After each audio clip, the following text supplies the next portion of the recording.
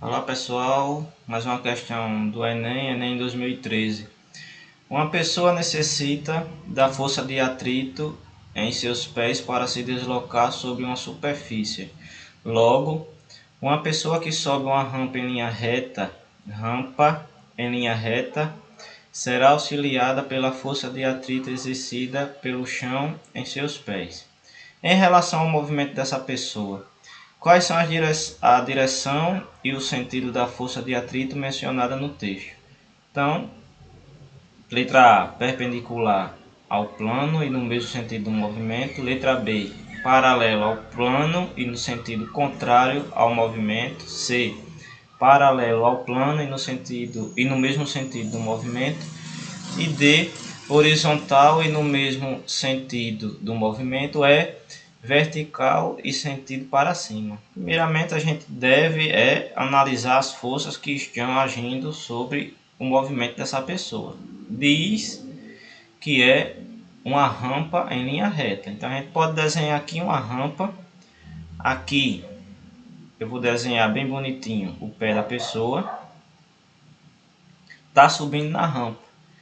Observando aqui, a gente pode traçar, decompor as forças que estão agindo sobre esse corpo, sobre esse pé, ao subir nessa rampa. Então a gente primeiramente traça aqui o plano cartesiano.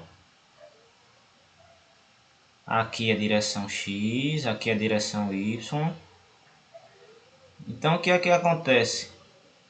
Se a gente está subindo em uma rampa, há uma força-peso voltada para baixo, sempre vai existir essa força-peso.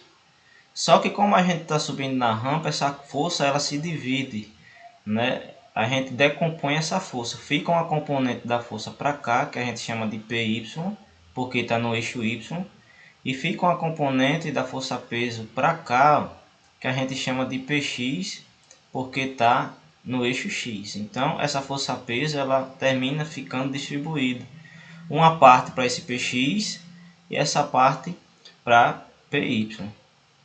Se houvesse só essas forças agindo, a gente ia escorregar o pé, e a gente não conseguia subir nessa rampa. Então, por isso que há a presença da força de atrito, que a gente chama de FAT, direcionada para esse lado aqui que eu desenhei agora.